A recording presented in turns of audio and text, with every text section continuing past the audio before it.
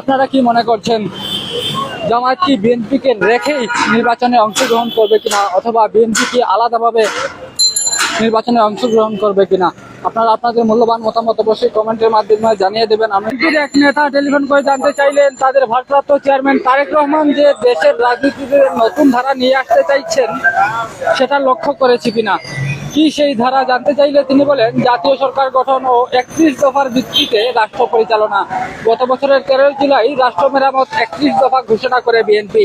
এতে বাংলাদেশি জাতীয়তাবাদের ভিত্তিতে একটি অন্তর্ভুক্তিমূলক, বৈষম্যহীন ও সম্প্রীতিমূলক সামাজিক চুক্তিতে পৌঁছানো, নির্বাচনকালীন দল নিরপেক্ষ তত্ত্বাবধায়ক সরকার ব্যবস্থা প্রবর্তন, সরকারের প্রধানমন্ত্রী ও মন্ত্রিসভার নির্বাহী ক্ষমতায় ভারসাম্য প্রতিষ্ঠা, পরপর 2 মেয়াদের বেশি কেউ প্রধানমন্ত্রীর দায়িত্ব পালন করতে পারবে না, সংসদে উচ্চ কক্ষ বিশিষ্ট আইনসভা চালুর কথা বলা হয়েছিল। সে সময়ও বিএনপির পক্ষ থেকে আন্দোলনকারী দলগুলোকে নিয়ে জাতীয় সরকার গঠনের কথা বলা হয়েছিল, কিন্তু মিত্র দলগুলো খুব আমলে নেয়নি। তাদের কথা ছিল আগে স্বৈরাচারী সরকার বিদায় নিক, এরপর সরকার কাঠামো নিয়ে ভাবা যাবে। যদিও বিএনপি বা রাজনৈতিক দলগুলো আন্দোলন করেও শেখ হাসিনা সরকারকে ক্ষমতা থেকে নামাতে পারেনি। পরে আমরা দেখলাম কোটা সংস্কারের দাবিতে শুরু হওয়া শিক্ষার্থীদের একটি আন্দোলন গণ অভ্যুত্থানে পরিণত হয়ে শেখ হাসিনার পতন ঘটিয়েছে। আওয়ামী লীগ সরকারের পতনের পর বিএনপি জাতীয় সরকারের বিষয়টি আবার সামনে এসেছে। সম্প্রতি বিএনপি ঢাকা বিভাগের মাঠ পর্যায়ের নেতাকর্মীদের সঙ্গে মত বিনিময় অনুষ্ঠানে তারেক রহমান অনলাইনে যুক্ত হয়ে বলেন, জনগণের সমর্থন নিয়ে বিএনপি ভবিষ্যতে জাতীয় সরকারের মাধ্যমে দেশ পরিচালনা করতে চায়। তার দাবি, স্বাধীনতার পর একটা জাতীয় সরকারের পরিবর্তে আওয়ামী লীগের দলীয় সরকার ক্ষমতায় আসায় দেশ প্রথম দিন থেকেই বিভক্ত হয়ে পড়ে। ফলে একটা বিরাট অংশ ইচ্ছা থাকা সত্ত্বেও দেশ গঠনে কোনো অবদান রাখতে পারেনি। কিন্তু 75-এর পর জিয়াউর রহমান এবং 91-এর খালেদা জিয়ার শাসনামলে কি বিভক্তি বন্ধ হয়েছিল? হয়নি। ফলে সুযোগ একবার নয়, বারবার হাতছাড়া হয়েছে।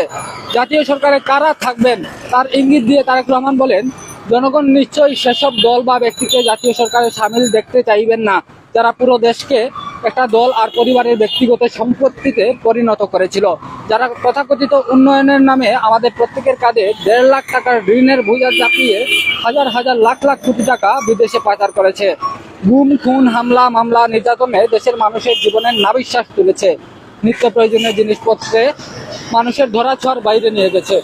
আমরা দেখতে পাচ্ছি অনেকে আমাদের সঙ্গে যুক্ত হচ্ছেন। কে কোথা থেকে দেখছেন অবশ্যই একটি করে কমেন্ট করবেন। এর মাধ্যমে তারেক রহমান সদ্য ক্ষমতাচ্যুত আওয়ামী লীগকে ইঙ্গিত করেছেন, অর্থাৎ বিএনপি বা তারেক রহমান প্রস্তাবিত জাতীয় সরকারে আওয়ামী লীগ ও তাদের সহযোগীরা থাকছে না। কিন্তু এর বাইরে বাম ডান মধ্যপন্থী যেসব দল আছে তাদের সবাই কি থাকছে? বাংলাদেশ জাতীয় সরকারের প্রস্তাব নতুন নয়। স্বাধীনতার পর ন্যাপ নেতা অধ্যাপক মুজাফর আহমেদই প্রথম মুক্তিযুদ্ধে অংশগ্রহণকারী সব দলকে নিয়ে জাতীয় সরকার গঠনের কথা বলেছিলেন। আওয়ামী লীগ পাত্তা দেয়নি। 75-এর রাজনৈতিক পট পরিবর্তনের পর জাসদ নেতা কর্নেল অবসরপ্রাপ্ত আবু তাহের আওয়ামী বাকশালীবাদের সব দলকে নিয়ে একটি জাতীয় সরকার গঠনের প্রস্তাব দিয়েছিলেন, সেটিও কাজে আসেনি। 1996 সালে আওয়ামী লীগ ক্ষমতায় এসে বিএনপির 2 জন সংসদ সদস্যকে ভাগিয়ে এনে জাতীয় ঐক্যমতের সরকার গঠন করেছিল। কোনো দল বা পক্ষকে বাদ দিয়ে জাতীয় সরকারের কথা বললে সেটা জাতীয় থাকে না। প্রশ্ন হলো, বিএনপির জাতীয় সরকার কতগুলো দলকে নিয়ে হবে? বিএনপি বাংলাদেশি জাতীয়তাবাদীদের কথা বলে যারা বাংলাদেশি সমাজতন্ত্র কিংবা ইসলামী শাসন কাঠামোয় বিশ্বাসী, তারা কি বিএনপির সঙ্গে পঙ্ক্তিভুক্ত হতে চাইবে? আপনারা কি মনে করছেন অবশ্যই আপনারা আপনাদের মূল্যবান মতামত কমেন্টে জানাবেন। বিএনপি যখন আওয়ামী লীগ ও 14 দল বিরোধী জাতীয় সরকারের কথা বলছে, তখন বিএনপির প্রধান মিত্র জামায়াতের নেতাদের কণ্ঠে ভিন্ন সুর লক্ষ্য করা যাচ্ছে। জামায়াত তাদের পুরনো মিত্র 1999 সালে শেখ হাসিনার প্রথম সরকারের আমলে বিএনপি, জামায়াত, জাতীয় পার্টি ও ইসলামী ঐক্যজোট মিলে সরকার বিরোধী মোর্চা তৈরি করেছিল।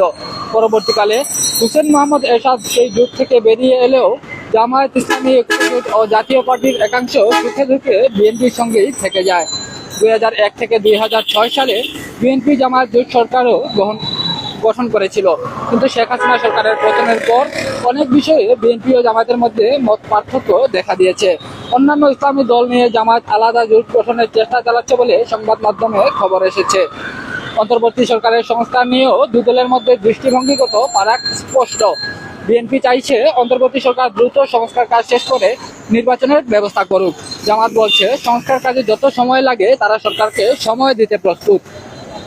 ভারত ও আওয়ামী লীগ প্রশ্নে তাদের মধ্যে পার্থক্য লক্ষণীয়। 3 সেপ্টেম্বর ঢাকায় সাংবাদিকদের সঙ্গে মত বিনিময় সভায় জামায়াতে আমির ডাক্তার শফিকুর রহমান আওয়ামী লীগের বিরুদ্ধে প্রতিশোধ না নেওয়া ও ক্ষমা করে দেওয়ার ঘোষণা দিয়েছেন।